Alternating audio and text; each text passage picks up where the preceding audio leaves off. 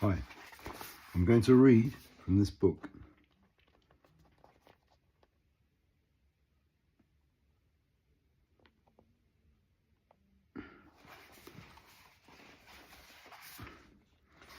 Begin with a quote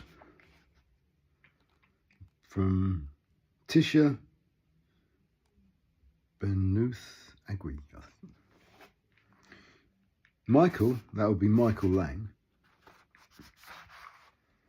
interviewed Wes, and they had an immediate rapport. Wes wasn't into doing anything but peace and love. We had come through hard times in this country, and Wes was trying to heal hippies' negative views about the police. Wes is someone high up in the police. Now Michael continues. The main text of the book continues. I asked Wes how he would handle the possibility of people arriving at Woodstock with the intention of crashing the gates.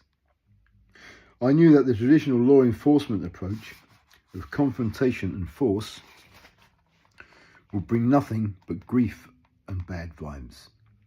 And later, in the summer, I'd see my theory come true at pop festivals at Newport, Atlanta, and Denver. Other candidates I'd interviewed for the job had suggested everything from double rows of barbed wire, fencing, and dogs roaming in between, to armed guards every 50 feet, to walls like those at Attica. Wes, on the other hand, asked that my thinking was on the matter. A good sign. This is about the Woodstock Festival, the Woodstock Music Festival. I told him that Woodstock will be open to everyone. If you can't afford a ticket, there will be a free stage, as well as a sound system to allow you to hear the band on the main stage. There will be free camping and free kitchens.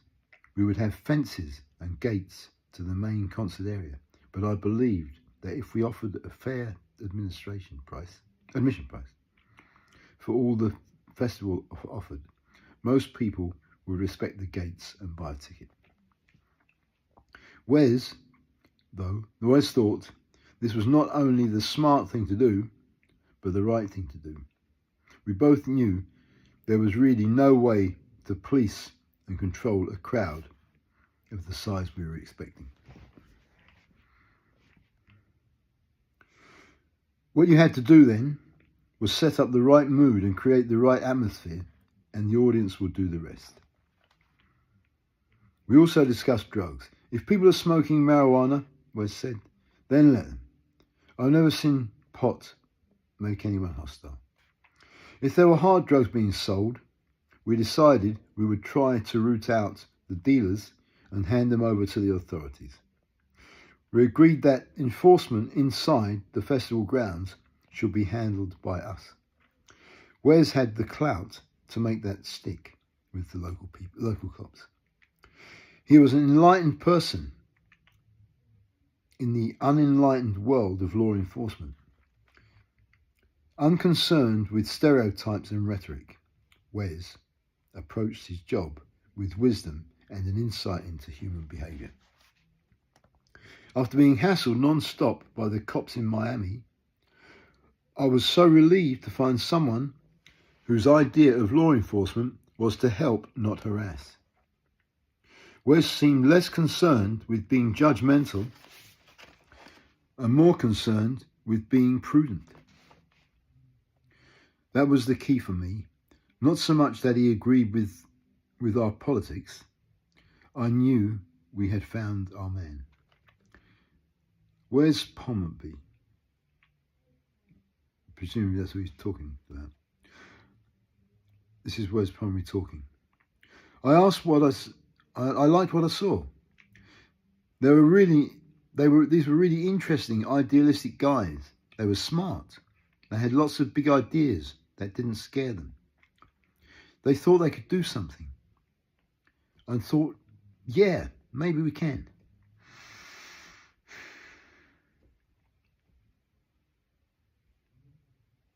You don't see people like that very often.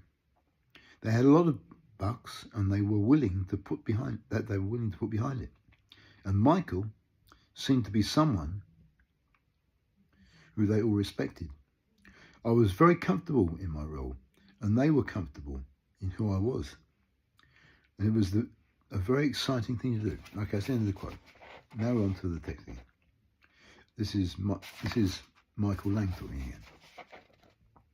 Wes recommended we hired Don Ganuing,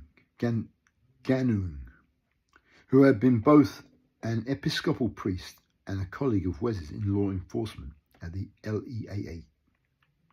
He would handle community relations and become Stan's ally in dealing with the increasingly hostile Wallkill townspeople. Don was very friendly and freewheeling. Was a very friendly and freewheeling type. He was in his 30s and wore his collar with grace and humour. The first week in June, Stan and Don went together to a Wallkill town board meeting to answer questions and try to allay concerns about the festival. This would pave the way for the town hall meeting I'd attend 2 weeks later. Stan Goldstein speaking. This is a quote. The opposition coalesced very, very rapidly, and I got beaten up pretty bad. I had been informed that we had a permit, but in fact we didn't. There was simply a non-binding ruling that we didn't need one. I further learned that John and Joel had misrepresented the festival to the town. There wasn't going to be any loud music. There were going to be 50,000 people or less. And it was going to be a nice, quiet country and folk festival without a lot of noise and tumult.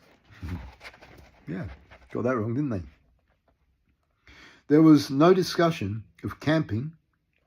It became clear to me almost immediately that we were headed for trouble. I reported back to Woodstock Ventures. We have a real potential problem here. We do not have a permit. We do not have the authority to proceed. This is going to get messy. And what do you mean you don't have an attorney? That's the end of the quote. Back to the text.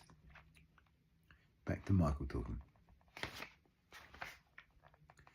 To help deal with the brewing crisis, we hired a local attorney, Sam Eager. Since we had a signed lease with Howard Mills and the zoning board had given John and Joel the green light in April, we thought we were in the clear legally.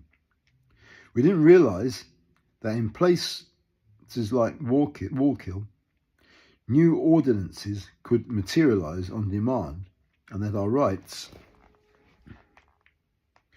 as well as our hold on the site, were much more tenuous than we thought.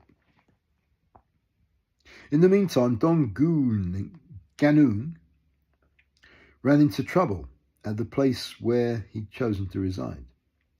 He rented a room above the local brothel, which was disguised as a bar, and that's a problem, okay, where he met the daughter of the mayor of Middletown.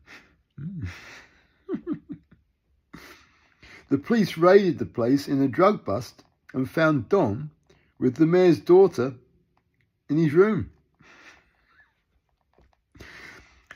This put yet another strain on our relations in the Wallkill township, where things were moving from bad to worse.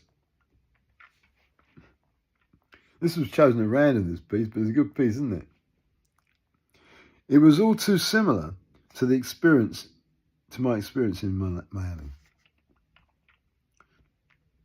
The phone line at our field office was getting bombarded with death threats from hippie-hating residents. And one night someone fired a shotgun into the walls of the barn. Mills and his wife were being terrorised by callers who threatened to burn down their house if they didn't pull the plug on the festival. With the headline, Wallkill faction girds to block folk festival, the Middletown paper reported that the concerned guilds a Concerned Citizens Committee, had formed to stop us from proceeding. The Wallkill Town Attorney sent us a certified letter demanding that we submit to the board's review an extensive array of documents detailing all aspects of the festival, from security to water and sewage to parking and traffic, most of which was still up in the air. My experiences in Miami had taught me about dealing with conservative people and small town officials. That was good training for what was coming in Wallkill. Having spent time at the Catskills with my family in the 50s, I had an idea of what we were up against. But I thought we could overcome the prejudices against us and the counterculture we represented. I've always felt common ground could be found among all people. When it came time to attend the Wallkill Town Board meeting with my core production crew in June, I thought that by hearing us out and seeing us face to face, the local residents could come to understand our point of view. I'd never had problems communicating with people. No matter what, I could reach most people. It didn't hurt that everyone in my team of experts was a good talker. Oh. That June night, after the Wallkill Town Board meeting, we were both exhilarated and worried. I thought we had been convincing, but we knew we had a long way ahead if we wanted to stay in Wallkill.